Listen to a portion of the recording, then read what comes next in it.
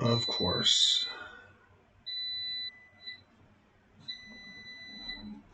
All right. Actually, you know what?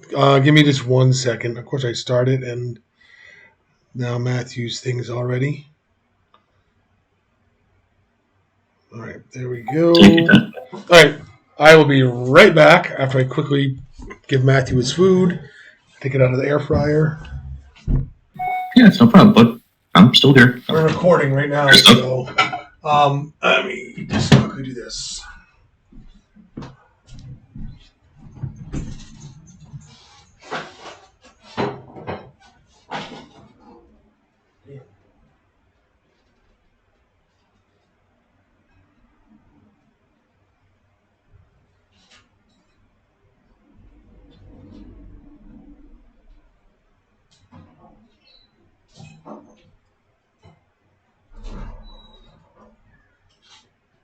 It's gonna be wicked hot.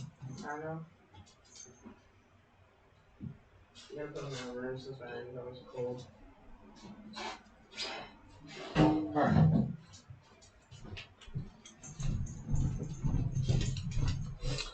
Alright, there we go. Now we're ready to begin. So hello everybody, AGerm73 coming at you with a special guest today. We are in for a treat. One of our regulars, Raid, is with us, and he is going to share with us his area of expertise, which is everything halfback. Raid is one of, if not the most knowledgeable players in the game when it comes to not just building absolutely incredible halfbacks, but like everything behind it, from like running styles to just more. So with that said and done, I'm going to hand the mic over to Raid and let him take away and start talking halfbacks to us. And I don't know if anyone's going to join us, Raid. If they do and they ask questions, cool.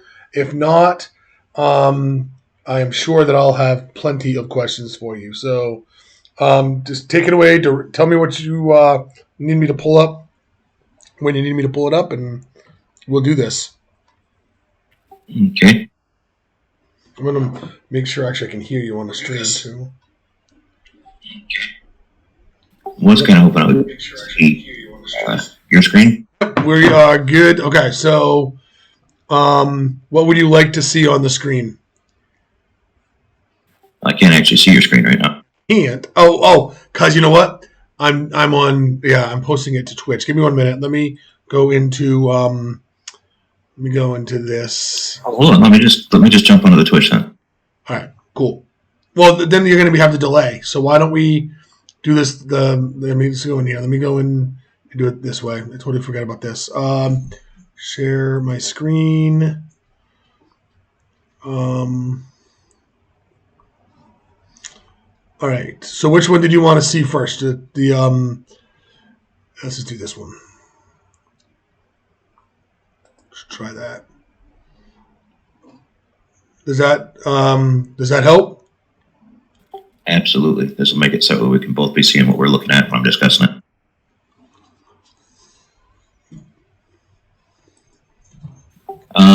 Well, I mean, I guess the first thing we should probably pull up is Jackie Daytona. Jackie Days. All right. Let me go over to here. Oh wait, Jackie Daytona. You said. Yep. All right. Uh-oh. You're gonna. I'm not seeing the. Yeah. I see Jackie Daytona, but I don't see all his stuff. Did you? What? Oh man! I thought for sure I had him open.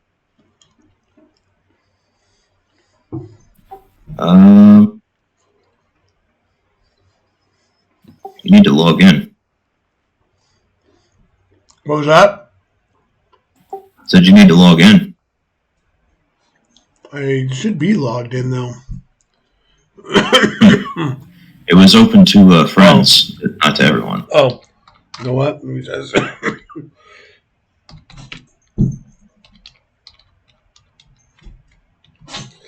You're probably on the other account. Hopefully, no, maybe that'll do it. There we go. Can you see it now?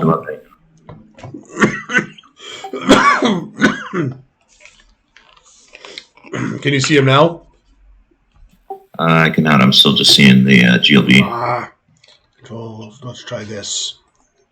Okay. Let's get out of. Come on. What in the heck? Oh, you know what? Because it opened up in a different thing, I bet. Yep. It was an edge.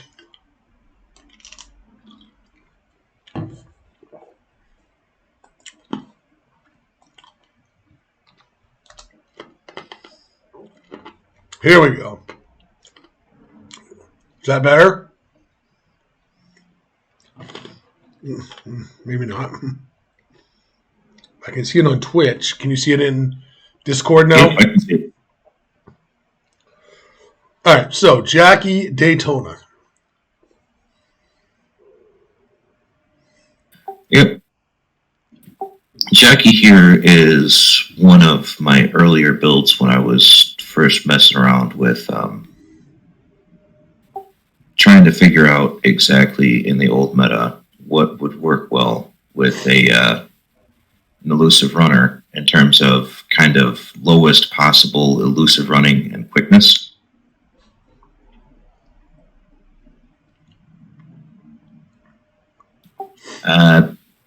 As it turns out, you can actually, or at least you used to be able to, you could actually go lower than this. I had a halfback that I did after this where I had gone down to even 36 elusive running and quickness, and yeah, it's possible. But I would imagine that if you're going to do that, the sprint needs to be high and the carry awareness. I'm imagining. What are your thoughts on that? Mm-hmm. Well, I mean, there's been a lot of changes to the meta since the pursuit change, basically. When the pursuit changes came around before, when we were having all the trouble with speed halfbacks, and they did the first little thing to help people pursue or help pursuit, and then that still wasn't fixing the issue, so they just overhauled the entire pursuit mechanics to try to make it so that way speed halfbacks couldn't, just run all over one. Well, now, basically, with the change that they made to make overhead pursuit more aggressive, they've reverted those changes almost entirely. Other pursuit is better since then. There's been other fixes to the game that have made it better since they've kind of implemented that. So I'm hoping that it's not going to be something that they have to just immediately jump back to what we had before. But for right now, basically everything that I knew from like season 20 has come back around to being relevant again. Okay, and that is? And that is that when you're talking about carrying styles, the most effective one right now for a general amount of people and for a build like this is going to be Slippery. And Slippery has been an elusive thing to run these last few seasons before this last one. The style used to like having a lot of elusive running and a lot of balance, and then just a moderate amount of footwork and quickness.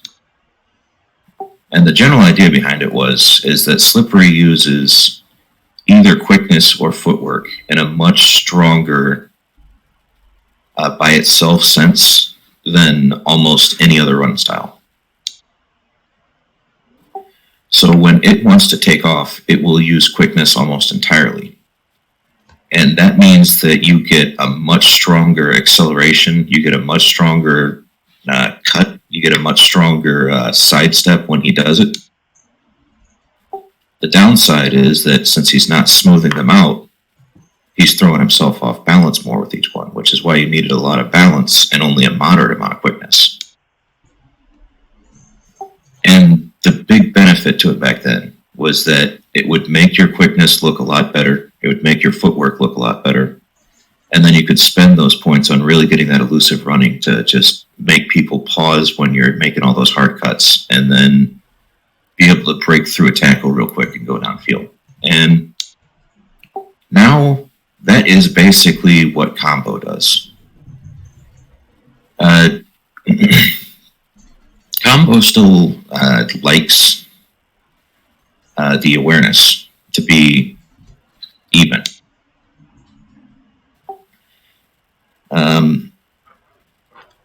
It's a good style, and taking action up the middle like that, but it's got a whole bunch of detriments to it that make it really hard to pick as a style to use.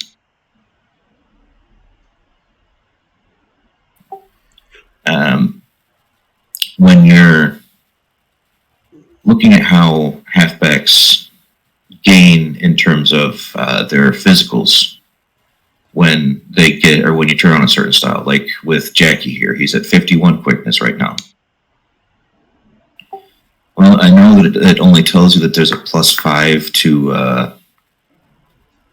elusive running when you're choosing your styles and you choose elusive, but there is also an acceleration bonus. I don't know if it's a straight quickness bonus or if it's just a bonus to your base acceleration. But it's very clear when you watch your players that the further you push them into that elusive side, to slippery and then to elusive, that they really do have a bonus to their quickness. And the only thing I can say is that slippery does seem to have almost a little bit better of one, even though it's actually lower in terms of your actual gains, just because it allows you to put all that focus into the quickness when you cut. Slippery is a style that you want to use if you can, just because of that reason. Because it's able to maximize quickness or footwork by itself when you have the opportunity. It's extremely valuable. And right now, I think it's the aim that all halfbacks should have in terms of like an elusive halfback, trying to build to where they can run slippery.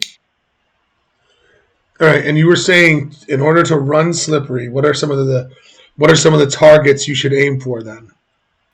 Well, this season, slippery has changed up quite a bit to where basically what you're looking at here with Jackie is a pretty good understanding of what you should have for slippery.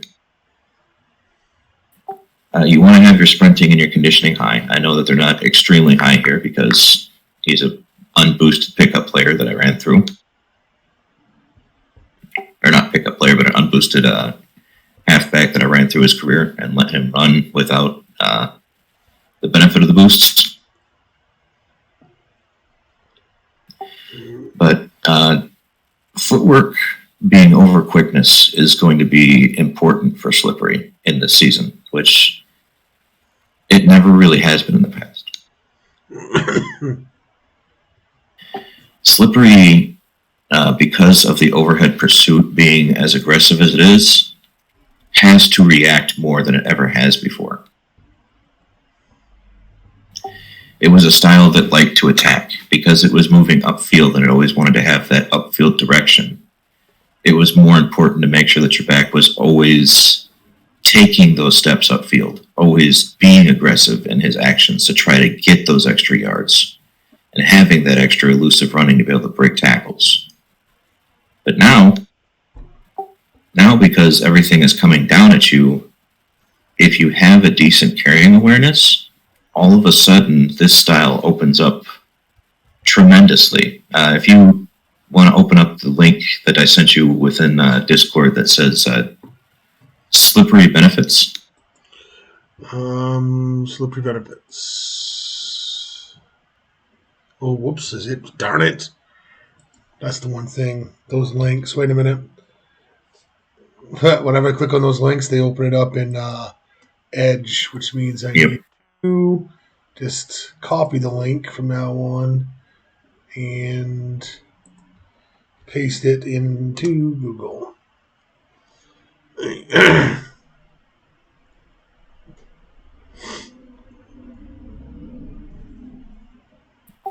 All right. Now, what you just saw there was right at the start of the play. He was going to the outside.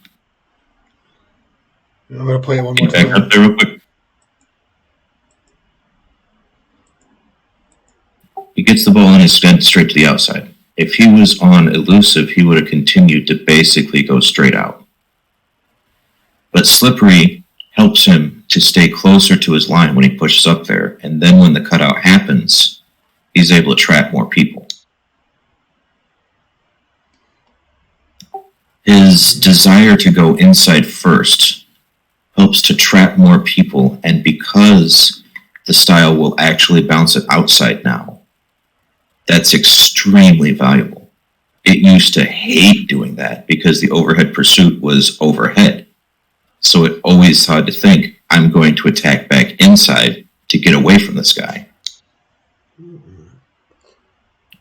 And that caused the style to become very, very aggressive on turning back inside and challenging people and not really taking those outside gambits like that.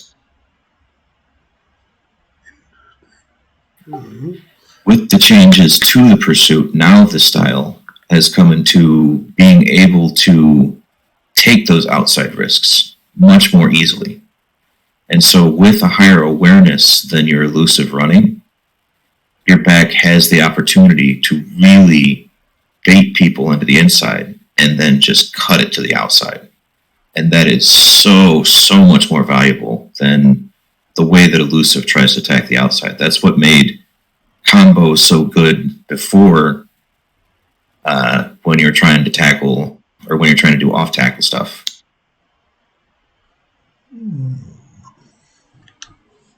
It's just desire to want to bounce outside whenever it has whenever it had the opportunity to was a good thing when it had started attacking inside or off tackle, and now slippery will do that readily, which means the style is just ridiculous. I might have to look at what style I have on my La Familia halfback. Well, let me put it to you this way. I've been running Mr. Crowley on the wrong style all season. He's having a pretty good season, though. He exploded. He had a good game last game. Well, that's the thing, is that he is a awareness first guy, and he's been on elusive, which it's not terrible to be awareness first with elusive, but it's much, much worse than it used to be. Elusive is still the easiest style to build for and the easiest style to run with any kind of ease. The only thing it needs is just a little bit of elusive running. Like, you can lean awareness and still run elusive fine. It prefers to have both kind of high, but it's fine. It's good. And the one thing about the style is that since it's the style of action for this season, if you wanted to really build a halfback that was stretching your points as far as you could, and you didn't really care too much about pathfinding, you could actually build a halfback that was running like maybe even as low as 36 rushing aware that would function pretty well on elusive because of how the style has desires to kind of go where it needs to, and it likes to go outside and protect itself. So the style lends itself to a lot of different build techniques that all will work within it. The only thing that basically won't work all that well is if you are going straight physicals with no investment into elusive running.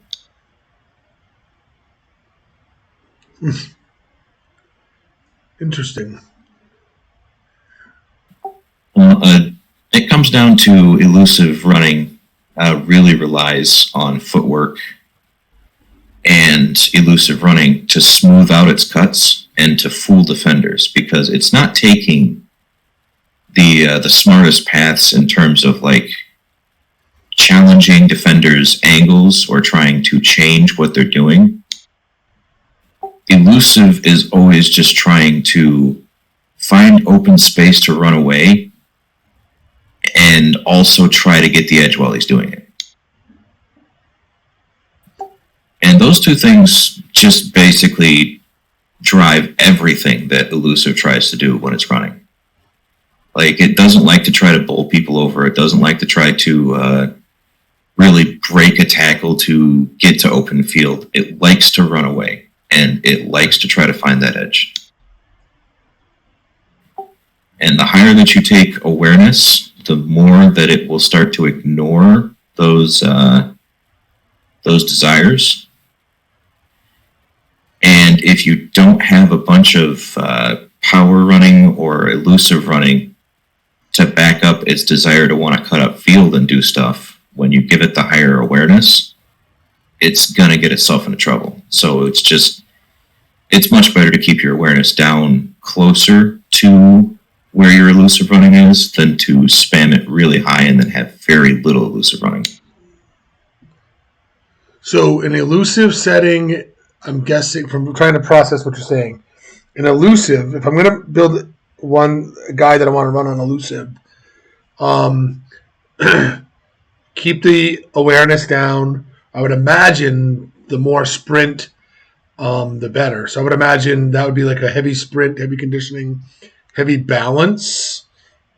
Well, when you're talking about elusive backs in general, I'm talking about not elusive back. I'm talking about, well, it would be an elusive back that's running on the elusive setting, is what I'm talking about, versus an elusive back running on the slippery setting. With slippery, it sounds like I want to go more.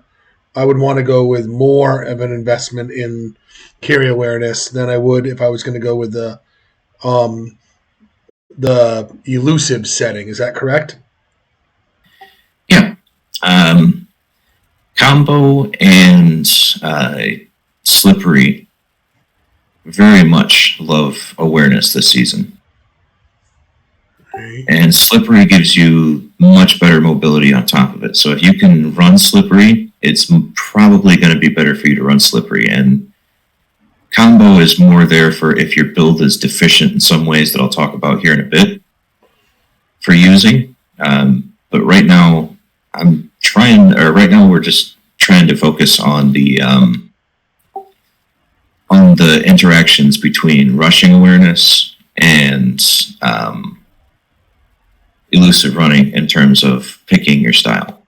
Yep. No, and I appreciate that. Yeah, I'm beginning to understand now. Like I beforehand, I didn't really understand the difference. I was like, oh, like elusive setting gives me more of a bonus to elusive running and less of a bonus to power running. That's the only way that I understood it, But now, just from this little bit of your explanation between elusive setting and slippery setting, that's why I asked, just to make sure that I was processing it correctly. So I'm eager to hear more about the other one. So go ahead. Yep. Well, basically, when you're looking at those two things, in terms of physicals, when you're building a back who is going to be running elusive, there's not a lot of wrong you can do, in fact.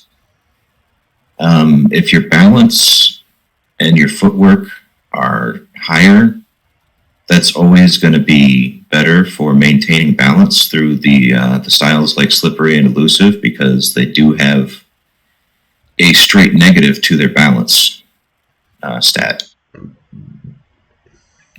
In the same way that there's a positive to your acceleration, you have a negative to your balance, which is why it's so much easier to be off balance when you're in slippery or quick. elusive running. Beyond just the harder cuts, because elusive does tend to smooth those cuts out for you and make it to where they're a lot less taxing on your balance. You're still going to have issues with balance in general, just because, like I said, you have that negative that comes in. It's the same kind of thing of like power backs are always going to have problems with accelerating away because they've got that negative to the quickness. So you stack more quickness and you've got to pay a lot more to get the same kind of get up and go. The same way when you're using slippery or elusive running styles, you have to have more balance. Otherwise, your back is going to be at a lower balance all the time because a lot of the things that he's doing are going to be taxing that, and he's got a negative balance or negative modifier to it from his run style.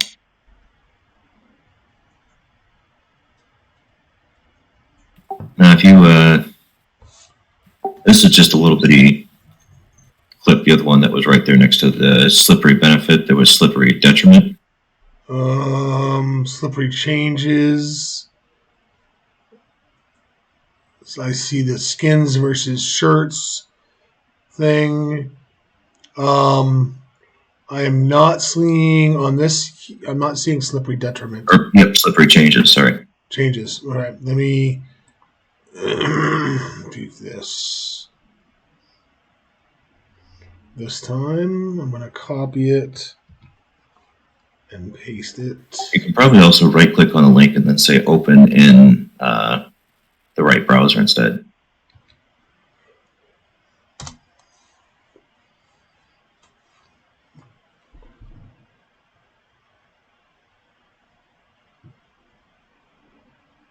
Yeah. That was just another little example of the interaction that goes on with slippery, where because he's initially wanting to attack, it draws people in, and then with the awareness now, he's able to bounce it out so much easier. That's something that elusive, the style, used to have as its bread and butter for that kind of thing. And because people are attacking a lot more, it's much, much more hesitant to take that first step upfield, which doesn't draw people down. It lets them continue to just go sideways and stay on top of them. So even though the pursuit is more aggressive initially, it actually causes the halfback to be more passive, and then cause the pursuit overall to be more passive because of it. So it causes everyone to kind of back off and to go to the outside, which just becomes a foot race, and defense has better positioning, defense has closing speed, defense has everything that stops halfbacks from getting to the edge when they're held up. The only way that you can get the edge basically anymore is to just have that first initial attack. This is why slippery is so much stronger now in the new meta, because it has that, like I said, that bounce out ability that it didn't have before, because defenders would stay back when you attacked. So if you attacked like that, it just continued to corner itself and slow down and start moving back and forth as people surrounded it. And like I said, that's why it was much better before to have, low awareness, so that way he wouldn't be worried about it. Look for whatever opening just kind of presents itself to him, and then throw himself at it as hard as he can to try to break a tackle and get free. Now that's kind of what you have to do with combo. Like, not exactly. Combo can do the same kind of thing too. That's one of the benefits of the style, is that it's very versatile, and it will take whatever the defense gives it. Like, if the defense is attacking heavily, it will, slide out. And if the defense stops attacking, instead of like with elusive where it will continue to slide out, combo has that freedom of movement to where it can go, hey, they changed what they're doing. I'm going to change my angle and screw with them. And Combo is exceptionally good at your back being able to use his footwork and his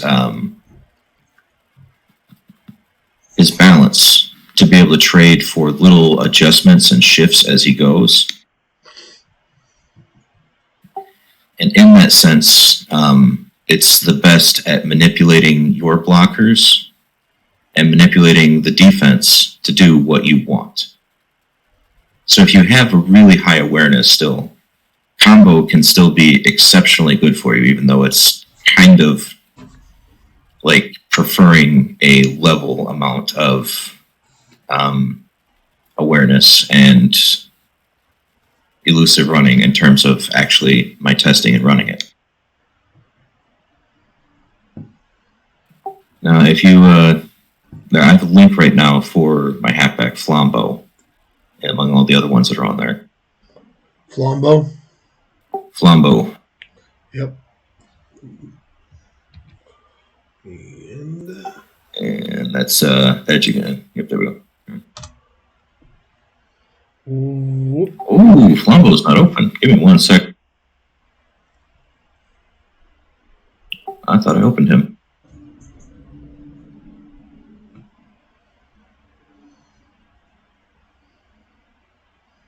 All right, refresh that. Here we go.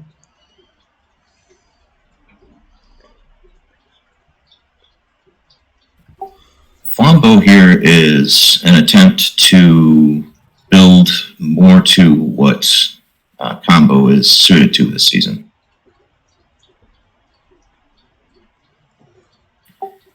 He's not quite right now. What I'm going to be doing with him in the future is actually taking elusive running above power running. And then basically keeping the shape very similar to what you're seeing here. So he's going to be having kind of a lower quickness, a moderate amount of footwork, an okay amount of balance, the decent speed. But the key to it is to get that pretty decent amount of power running and elusive running. And the reason for this is that Combo is a style that really doesn't have a desire built into it. It's the only one. Slippery and north-south have overriding desires built into them to go straight upfield. They want to go north-south as the name says, you know. Their entire mission in life is to find the open field overhead and then just run straight up it. Just like an elusive's entire job is to run away and to go sideways to try to find that edge.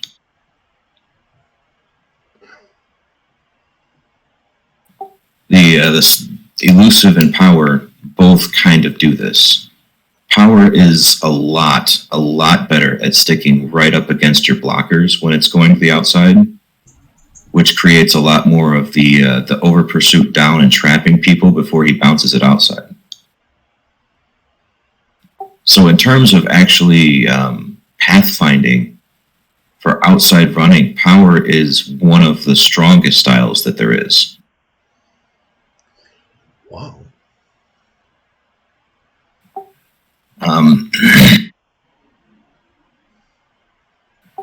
The general desire that those skills have, the north-south, the power, the slippery, and the elusive, all give the back a little bit of freedom to kind of not have as much carrying awareness because, you know, he can just kind of listen to those things. Whereas when you have a combo back and he literally doesn't have a desire in which way he wants to run, he just is given all the tools to defeat people without any kind of like assistance. He doesn't get the same cheat sheet to what he's supposed to be doing on the field as a runner who's on one of the other four styles. So generally in all the metas, it's been extremely important to get carrying awareness really, really high on combo runners. But there is another way. When your back is deciding what he wants to do out there on the field, if he doesn't have a cheat sheet like that, one of the ways that he does it is with a system of confidence gates on your skills. And you were talking about this the other day, so yes, take it away. Confidence gates happen on all the fives: 15, 25, 35, 45, 55, onward, all the way up to 95. And as FEEP has shown in testing, there's actually some skill distributions that happen on those confidence caps as well, where quickness will get faster at turning on those confidence caps, aside from the 75 and 95 ones, because I think there just isn't enough turning speed between maximum and minimum within the engine to fit every single one of those stops. But essentially, when your back is, for a combo back specifically, because he doesn't have a cheat sheet, this is much stronger of an effect on him. But this is a strong effect that he'll have on all defenders, on all blockers, on all of anyone who basically doesn't have the ball and doesn't have that cheat sheet in their hands. So even beyond just combo running, this is going to be an important thing for people to notice in their builds going forward. Every single one of these groupings that we're looking at here are divided up into carrying, receiving, blocking, physical, and mental. And we don't really talk about why they're split up like that. You know, it's never really been discussed, but there actually is a reason.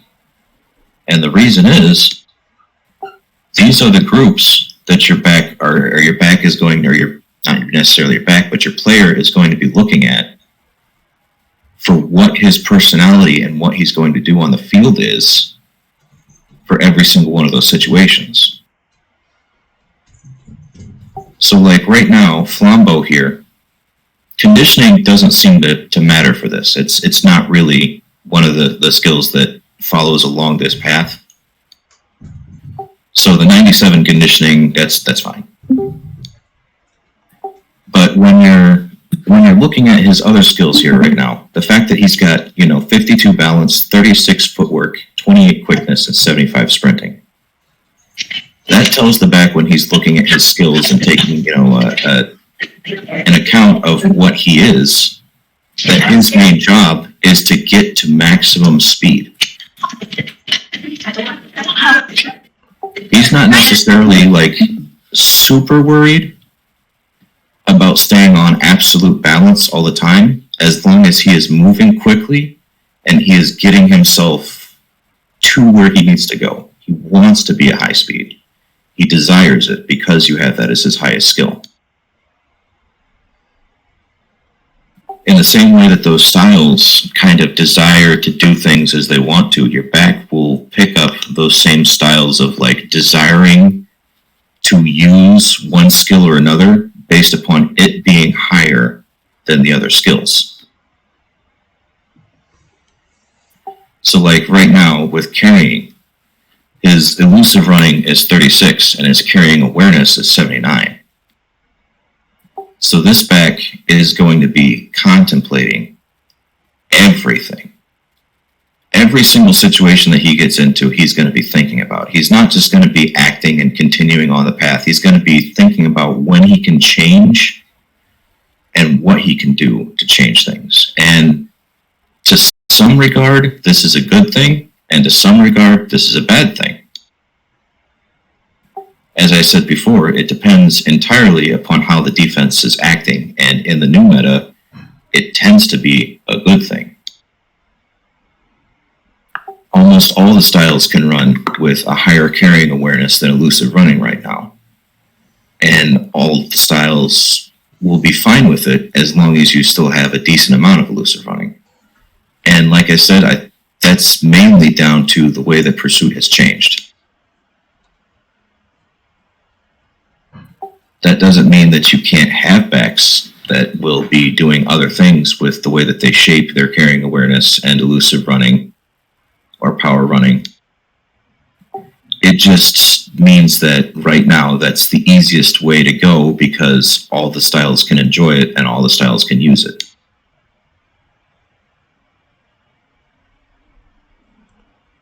So for the elusive setting, right? Going back to that for 1 minute, just taking some notes here, right?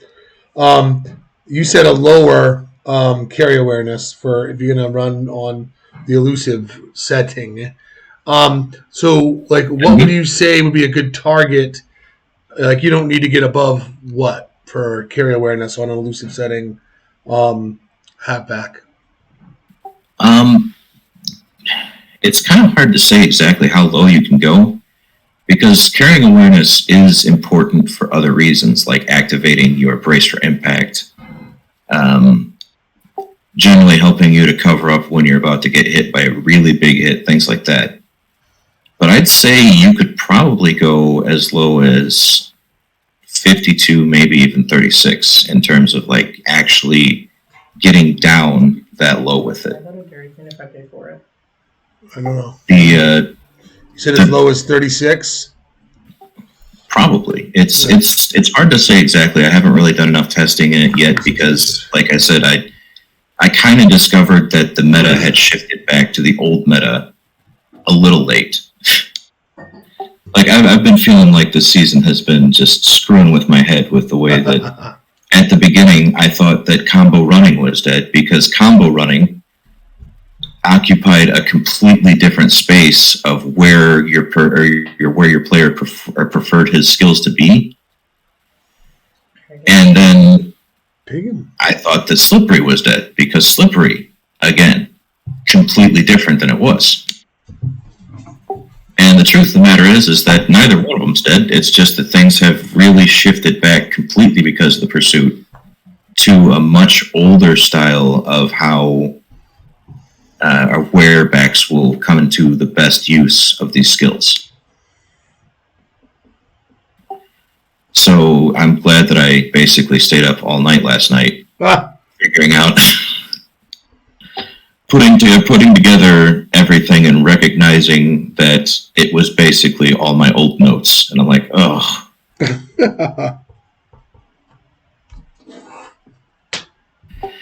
But I should also take a break here to say that one thing that I am bad at is talking like I am or like I know everything. Like, I mean, it's just the way that I try to explain things. It comes off as though I'm saying this is the only way I know everything, yada, yada, yada. These are opinions of a guy who has spent a long time looking at how backs act and giving you just his take on things. There are going to be different things that work. There are going to be different things that operate outside of everything that I'm talking about here. One example of that is Alex had a halfback named Skulltaker, where he had all of his skills even, all of them at 80.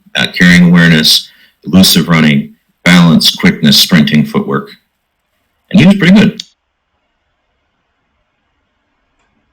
The main thing that makes that one work is that I believe he was using elusive running on him, which, again, it's a very flexible style. It always has been, and it was even in the old meta that he ran this in. But more so, the interesting part is that what I was talking about with that, the physicals happens with all players in terms of wanting to get up to that top speed or wanting to protect their balance or wanting to focus on being set up for like a really hard cut. All those things are determined by which one of these skills is going to be the highest. Well, if they're all 80, what does the back do? Indecisive. Well, he's indecisive, but because they're all 80, he's indecisive in a pretty interesting way. Footwork makes you want to basically prioritize being smooth and prioritize your balanced recovery and actually like making sure that you're putting yourself in positions to recover quickly. So you're making smoother cuts, you're slowing down more with footwork, you're using a lot more of it to move around than you normally would when you have that really high. But if it's just as high as everything else and your back is sitting there going, I want to go fast, I want to be smooth, I want to stay balanced, I want to cut hard. Those are all pretty good things. And even if he's being a little indecisive about which one is going on, it can still pretty well work when he's just throwing up high numbers like that with high support numbers for anything that he does. So again, these are just my takes on what will work for a nice, easy, making sure that your back is doing what he wants him to. That doesn't mean that there aren't things that also work beyond this, and that there are other approaches to building that have been shown to work and function just well, even though, they may not be absolutely perfect in my decision-making process for them, or specifically what I look to see when the back is doing things. Like I may see him waffling on what he's trying to decide on what he wants to do, but with Skull Taker, oftentimes that ended up being a good thing. It was a little annoying that a guy with 80 sprint felt like he would never get up to his full speed, so Skull Taker did feel very slow. That's the one thing, is like I like the idea of all those things being together, but it's so much more impressive when speed is your number one physical, because your back really wants to use it. He is just absolutely looking for the opportunity at all times to take off with it. And that just really opens up a lot of opportunities for open field, for extra yardage, instead of just, kind of setting up for breaking a tackle and then maybe getting an extra yard. He can get that outside edge and pick up 5.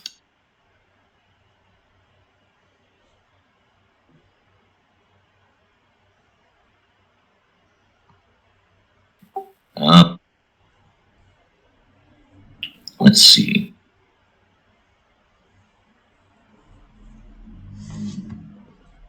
Sorry, my neighbors are doing something noisy. I'm trying to avoid getting on the mic.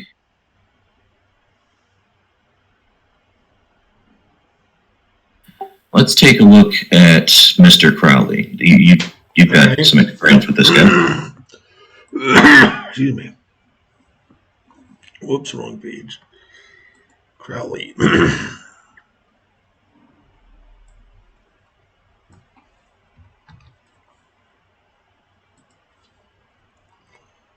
And,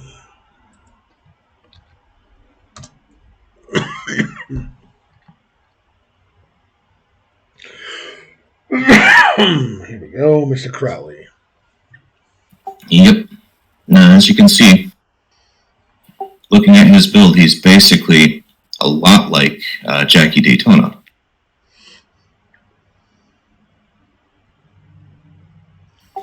And that's how I built him, because I really wanted him to do well for the team. And basically, as far as I've found right now, this shape is one of the better ones that you can go for with a halfback. It's extremely difficult for it to be bad, no matter how the pursuit happens.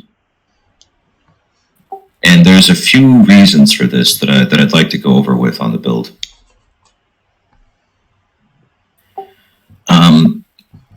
One of the things that I've tried to focus on with him is to to make sure that his quickness and his footwork aren't going to be conflicting, because beyond just the initial skill being what your back wants to use in terms of that confidence gate, the other skills will also compete for what he favors based upon their confidence gates. So right here, we've got quickness at 49, which is a 45 confidence gate. Sprinting at 79, which is a 75 confidence gate. And footwork and balance at 65, which is a 65 confidence gate. So this tells the back that out of these skills, quickness is his least important one, and by a decent margin. So he is not going to be looking for the sharpest cuts that he can get. He is not going to be looking for the sharpest acceleration that he can get. He's going to be looking for a decent set of those with his 49 skill, but focusing on keeping himself balanced and using footwork to recover balance quickly.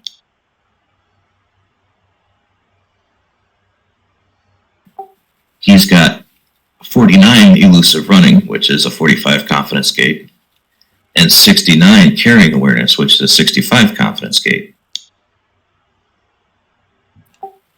This tells him that he needs to be focused on constantly looking for opportunities, and only using the elusive running basically as a way to hide his intentions, or to make it harder to track him, more so than use it to try to really fake someone out really hard or break a tackle.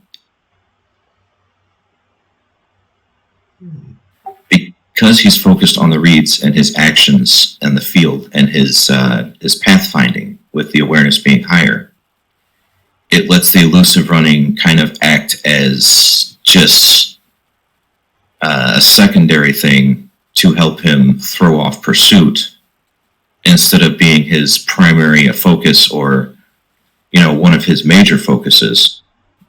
And then he'll start trying to throw jukes and well, not even jukes, but like the little back and forth movements that backs can do even without juke. Start trying to throw fakes and cuts that will, make the defenders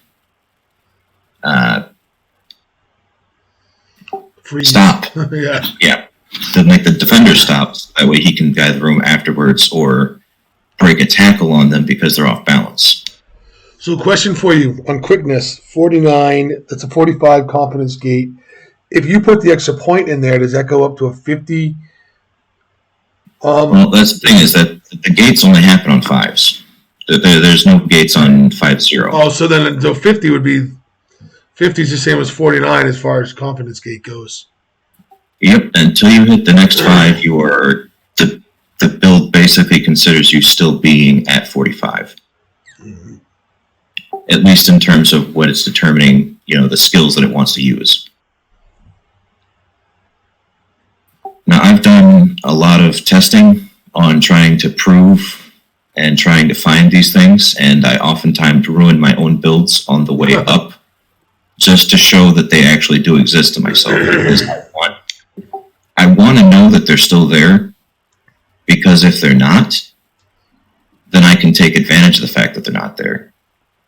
Conflicts are generally a bad thing.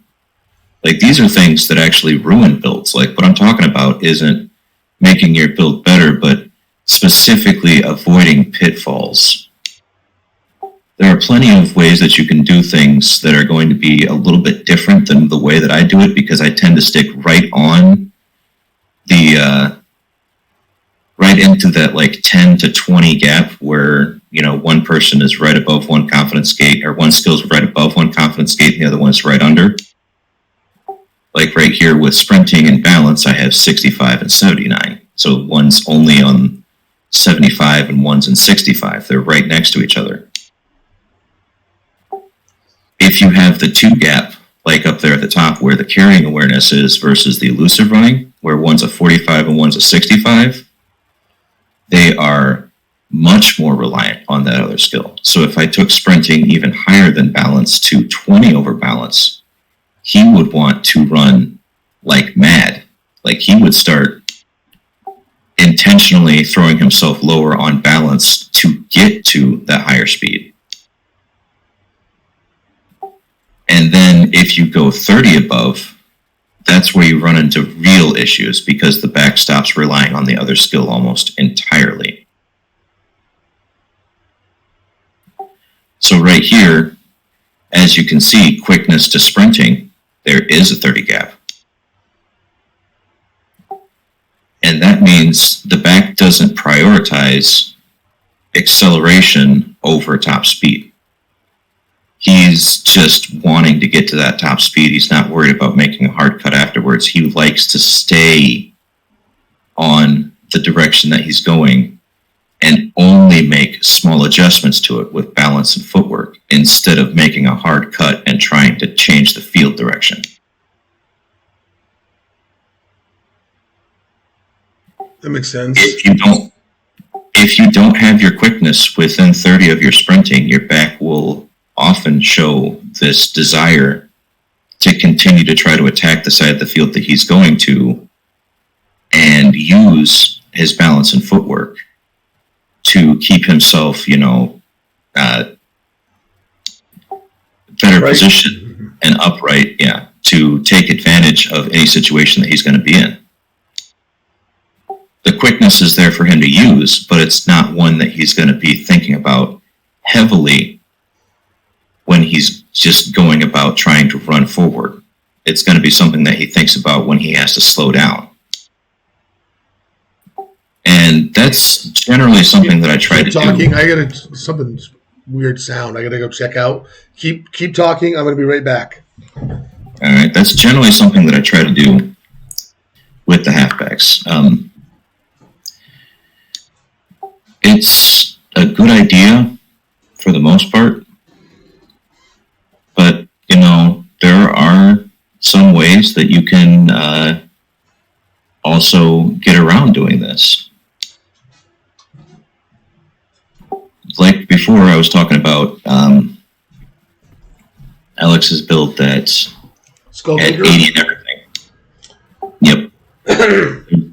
There's also been builds that have flown in most of what I'm talking about here in the face in that somewhat effective power backs with very, very low balance. Huh. And I don't really have an example here with me, but I'm going to try to explain to the best of why that still works.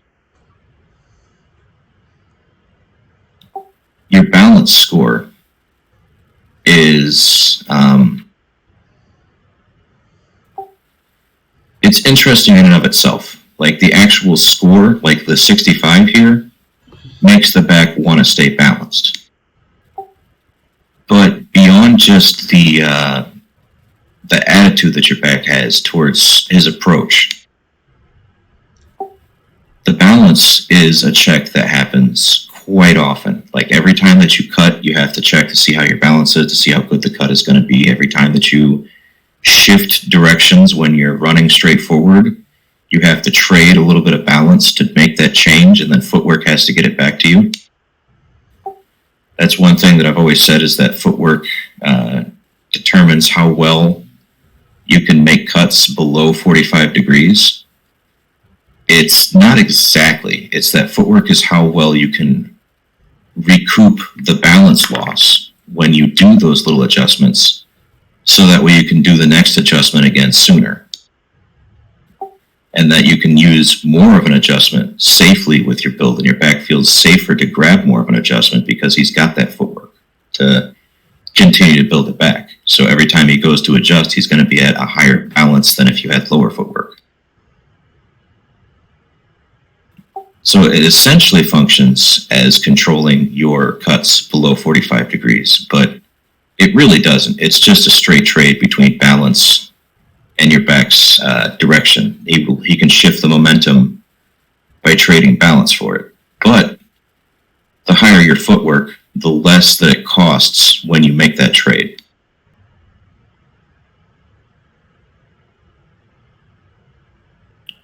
So you oh crap, what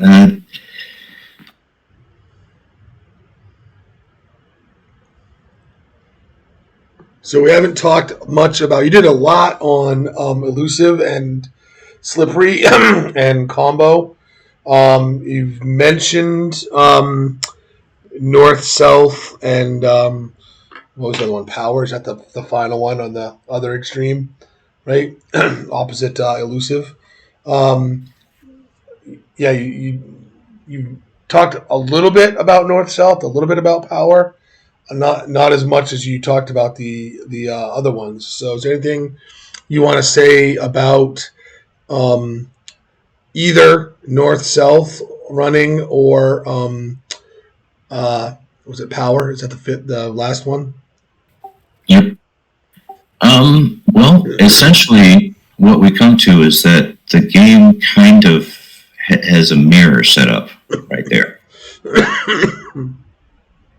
Like the same kind of physicals that you want for power running and elusive are actually kind of similar.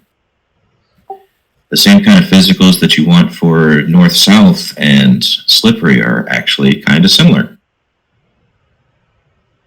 And the way that you shape your carrying is basically similar, just with one using elusive running and one using power running. So like before, I said that elusive right now is favoring the elusive running skill itself, and that it's just doing okay with carrying awareness. So you can basically leave carrying awareness kind of low. It's the same thing with power running, or at least it very much should be. The fact that power running has this desire to run outside as much as it does, and it follows its blockers as well as it does while it's doing so, makes it just extremely effective at moving the ball to where it needs to go. The only downside is that because it likes to go outside a little bit, it's generally a good idea to have some sprinting. You don't need to have a ton, because your whole point is just to break those tackles and to keep the ball moving upfield. And you don't need a whole bunch of sprint to get that done. But because power likes to run out, if you like to use power running, it's a good idea to have a decent amount, so that way when the field opens up, you can at least take off for 20 yards instead of taking off for 5 and getting tackled from behind. North-south, it wants to go straight upfield.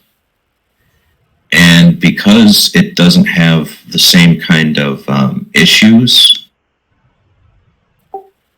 that slippery does with needing to run away from defenders and needing to find that open space, it can kind of just run upfield pretty well with even just a regular amount of carrying awareness. Like, you don't even need a really high carrying awareness like you do slippery, because you don't necessarily want your back to bounce it outside all the time. Right. You want him to kind of be working the upfield advantage. Like, you want him to bounce out when it's there, so you want a decent amount of carrying awareness. You don't want him to be so blind that he runs straight forward and ignores it. And you can basically do that on power because of how the cheat sheet helps you to stay in good positions for power and how effective it is at outside running, even for a kind of slower back. But for north-south, you do need a little bit of that awareness to make sure that you're not going to be missing opportunities on the outside. Just like how slippery loves those, so you need a lot of awareness to take advantage of it as a elusive back. You don't want to let north-south not have that opportunity because of how pursuit is working right now, because everyone is all coming down. If you only attack, you're going to just run into a wall. So you need the opportunity to at least step out when everybody collapses all the gaps. Very interesting. All right, so I am going to actually show you my La Familia halfback, and again, it's only meant to be one and done.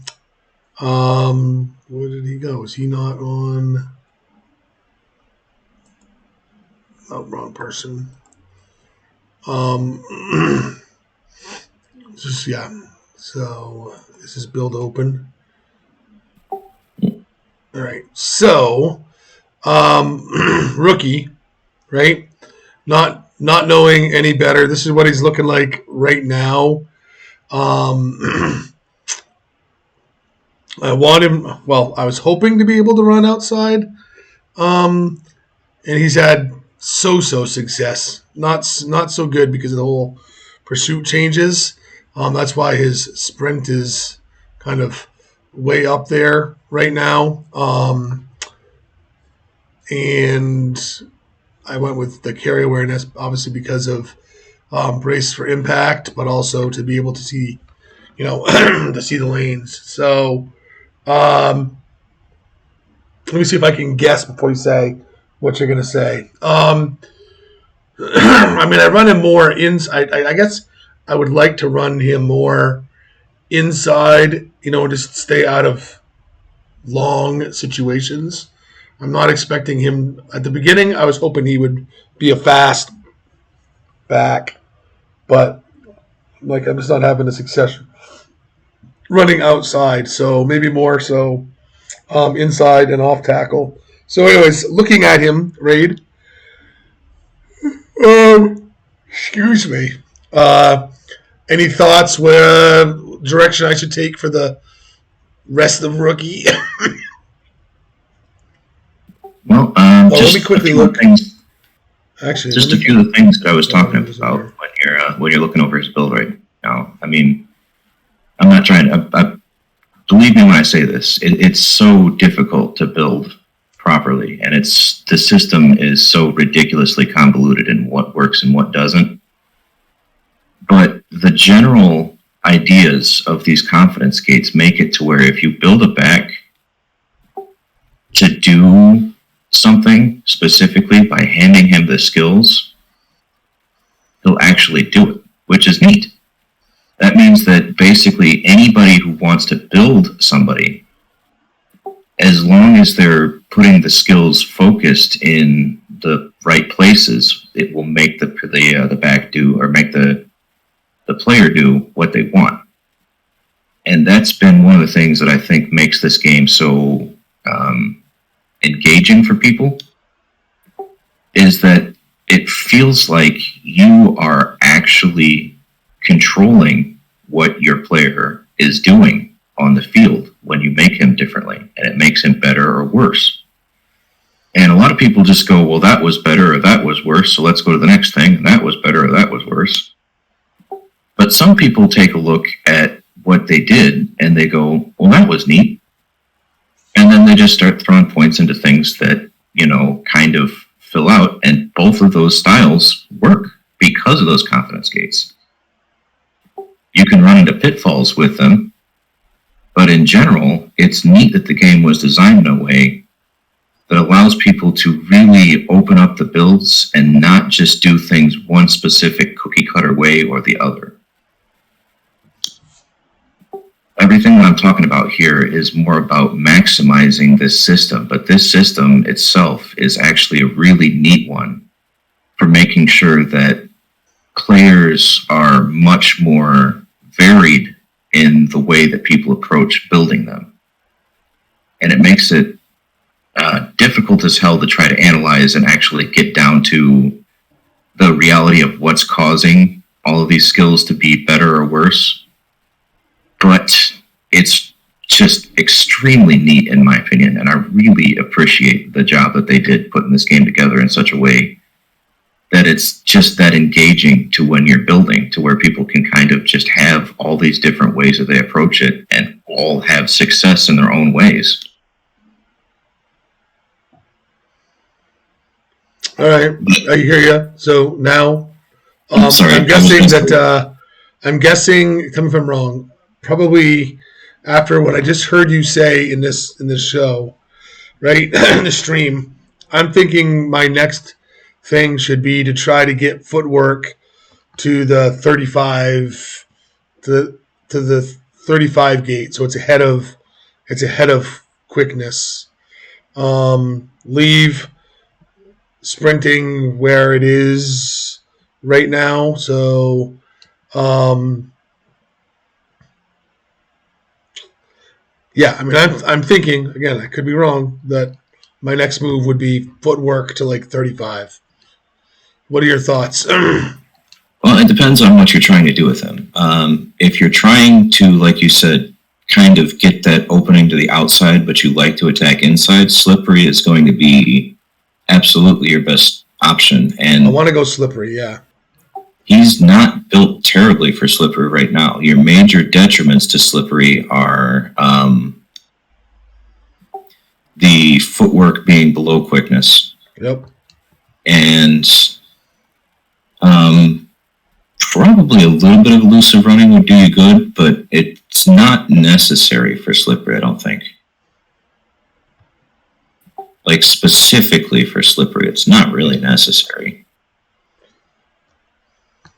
It's more so about actually getting people to bite down into those things and then straight up taking advantage of your physicals afterwards. So the awareness is extremely effective right now for the skill. Whereas, like I said, that's just one of those things where like I felt like I was going crazy this season because last season you literally could not run slippery with any high awareness. Like if it was over 50, you would be screwing yourself. Yeah, I think that's where I'm going to go. The direction I'm going to go with this guy for the rest of the rookie is putting points into carry awareness, maybe 5 more points in the carry awareness, and then put. Do you think I should go 35 or 45 on footwork? Looking at the build.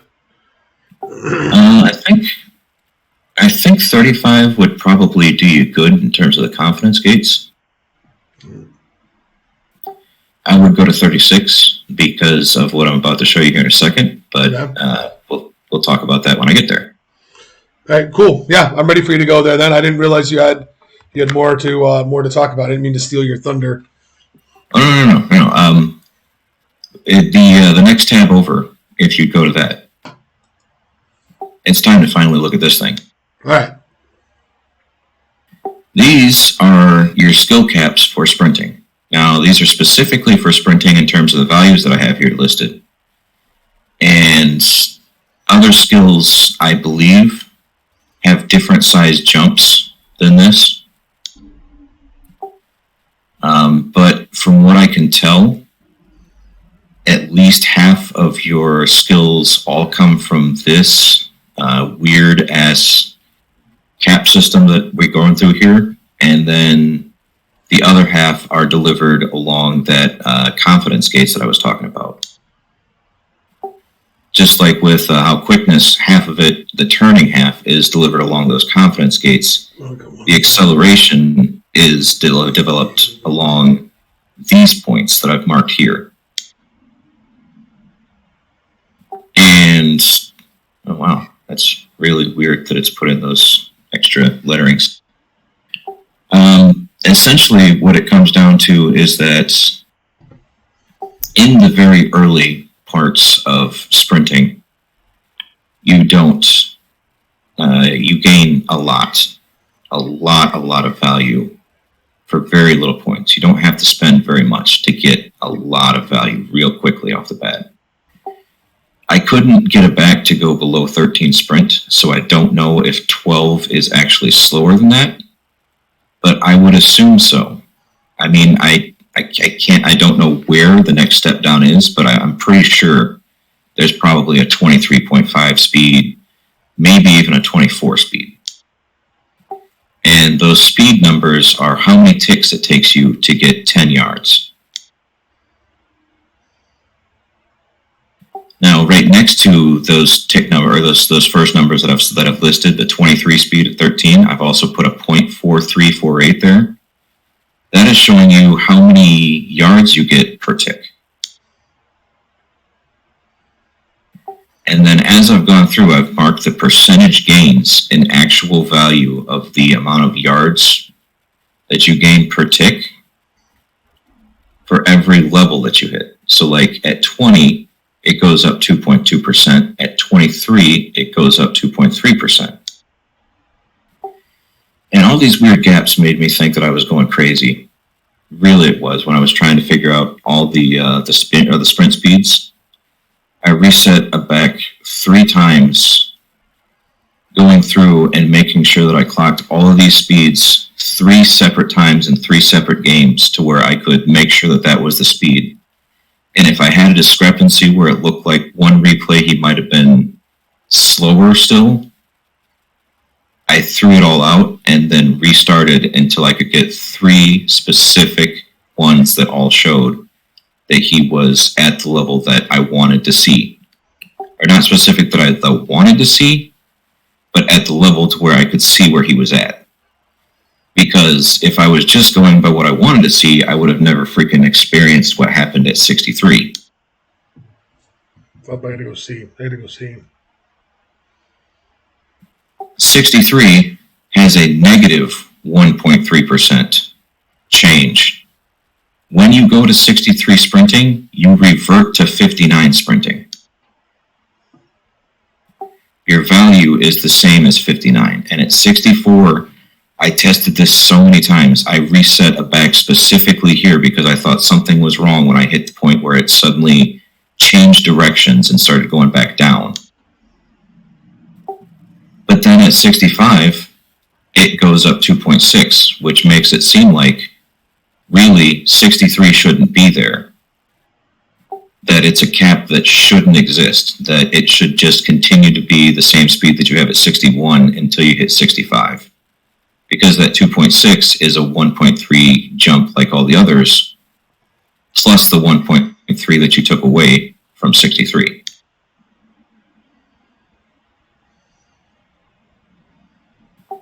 So it essentially ends up the same as if there wasn't a 63 cap there, if you just don't stop there. If you just go straight from 61 to 65, it's just another 1.3% jump. But if you stop there, you're making yourself go back down to 59 for the value. And I can't say for sure that all the skills have a negative cap here. This may be just something that's specifically to sprint, but I don't like taking the chance. Yeah. And frankly, stopping at 65 is a much better place to stop than stopping at 63, no matter what, even if it is a positive gain for you there. 65, you said. So, keeping in mind that these caps right here are actually where you gain the accelerator or the actual skill beyond just the confidence caps. There are certain points within this ladder here where there is a large desert where you spend a bunch of points before you gain anything of value. These appear at like 82 and like somewhat 52, but 52 is a little bit better. See, there's that kind of sizable gap right there. And it's not the biggest gap, but because all the gaps behind it are smaller, and because right at 52, you're starting to get to the point where skills start to get expensive, 52 tends to be a pretty good place to stop.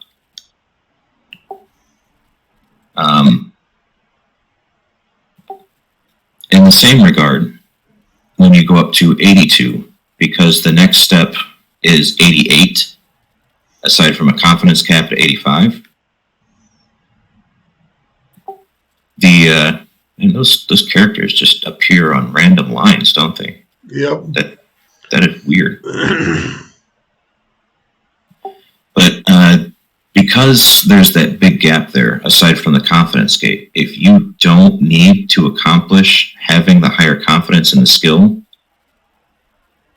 it's much better to stay at 82. Like 82 sprint is great. It's not like blow by you like deadly weapon sprint, but it's enough sprint to take advantage of most defenses when you have the opportunity. Even really fast defenses, when you're given a good opportunity, 82 sprint can keep you ahead of people pretty darn well. Now, 94 is another one of those places where I suggest you stop with sprint too, and there's a good reason for this. 98 and 100 are the smallest gains that you will get during the entire ladder. They are 0.7% gains for each one. And the bucks that you're spending too, the points that you're spending on that really is not at all worth it. No. I mean, there's a certain thing to be said for how much it's worth it, because frankly, there is no substitute for raw speed. Speed is one of those things where it's the only skill that is a weapon in and of itself while being the most important tool that you have to use. Like outside of conditioning, it is the most important skill that a halfback can be thinking about investing in. Like I know I've built Slombo, and I know that I've helped to build Slombo number 5. I've built Slombos, and I've helped to build Slombo number 5, but that's more about having fun with the game than trying to actually be the best that you can, because sprinting is so ridiculously good. I mean, you can see it in Beast of Carbonog on Spamalot right now. I know we can't look at his build, but he's got 100 sprinting. He's not shy about sharing the fact that he's at 100 sprinting. And it is a huge deal whenever the blockers get him any space because of it. Yep. Just the fact that he's spent up to that point, a defender, even if he's at boosted up to 94 sprint, he's still lagging behind. And that's impressive. Now, it's insanely easy for defenders to boost themselves over 100 sprint in terms of their movement speed, and closing speed really limits the value of 100 sprint. But there's still just that raw, undeniable value that the skill has. And so going to 100 isn't necessarily a bad thing, but it's something that you have to realize exactly that you're giving up a lot more to return or to get it than if you would have stopped at 94 or 82. And so it's important to make sure that your build is going to take full advantage of that 100 sprint and has ways, or your scheme that you're going to be running this back with, cater to that 100 sprint. Because if you don't, all you're going to do by going even higher is make it that much harder for your blockers to get in position. Good point. Well, thank you for sharing this with me and us. I will, like I said, I'll get it processed, and I'll get it on GLB2 and on the Academy so that other people can see it. It has definitely given me some food for thought going forward. I mean, I've kind of like, oh, cool. I want to try to take, what I learned from Raid and, make a fast, elusive guy. And I want to try to make a combo guy that's just going to, that whole no plan type thing, I'm going to run my halfback on Slippery if I don't have him set there already to kind of see. So I'm going to definitely put this to the test and look a little bit closer than I normally do. Between doing all the coaching that I do and having all the dots that I do, it's just like it's hard to really focus. So that's why it's great to be able to depend on knowledgeable dudes like you. That you and Feet both are two guys in the community that have done a shit ton of research, and thankfully, like you share that with the community. But I've got a couple other things I got to do. I got to make dinner for me. I got to play a game. I'm in Myrick's Madden Football League, so we just started back up again. So I got a game I got to play tonight. So I am going to call it a stream and log off and say 1,000 thank yous, Raid, for coming on and sharing your knowledge and wisdom with us. I should have been a little bit more prepared than this, actually. I'm like I said, I'm thinking about doing a video of my own here soon that kind of will focus more on finding plays and showing exactly why they work, more so than just trying to describe why they work in the pursuit like I did here, but to give actual more examples of the way that the pursuit has changed the game in general from last season to this. And well, you've given us a ton to think about, my friend. So I look forward to seeing that. I look forward to seeing that follow-up video. But this is an incredible start. Like I said, I know a lot of people out there have their own ways of doing things, and I've just always been one to kind of try to find the underlying reasons. Like I can appreciate just building backs that kind of work and building players that just kind of work and then watching them work. But it just started fascinating me that all these different builds worked even on the same kind of run styles. And I started to wonder, why? What's causing this? Why are they acting differently even though they're on the same run style? And it's just sent me down this entire rabbit hole of trying to exactly figure out what was going on with halfbacks. And through it, I basically figured out, like I said, showing you here, generally a good way to go about building all players. Now, I'm not an expert in what skills are much more important for like receivers and like corners. I know generally what they are, and I've built a bunch of them in the past to know, what they do in general, but I've not really spent as much time analyzing all those positions as I have with the running back position to know the behaviors that go along with it. But I have seen the effects of doing what I was saying with the confidence gates, of making sure that players focus on what they've been doing. One thing is that with my superstar wide receiver, I gave him a crap ton of catching awareness or receiving awareness. And what I've learned about that is that while carrying awareness, pursuit, and blitz awareness can basically never be too high, receiving awareness and blocking awareness can. And essentially it's the confidence gating. You don't want your player to be thinking that he's better than he is. You don't want your player to be attempting things that he doesn't have the skills to do. You don't want your player to be thinking that he is smart and he's going to go do this and he's going to stop this guy and he's got everything handled, and then his just roll comes up absolute shit. Yep.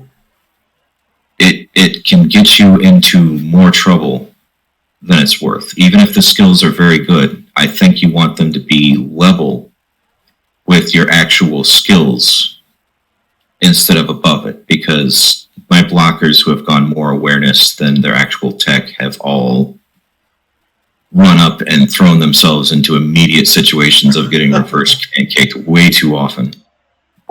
They're like, I know exactly what I'm doing. I know exactly how to grab this guy. I know. So, like with the fact that you can power a halfback or like the pursuit of a corner or like a linebacker entirely with the awareness or the pursuit skill, or like the awareness of your blitzer entirely with that, blitz awareness to make them extremely effective. Even if that's like their primary focus is that skill to make sure that they're aware, they can be extremely effective. There are some awarenesses where it's just not good to know too much. That makes sense. All right. Thank you, my friend. I will be talking with you more sooner. All right. Well, you enjoy your dinner, and I look forward to seeing this video when it comes up.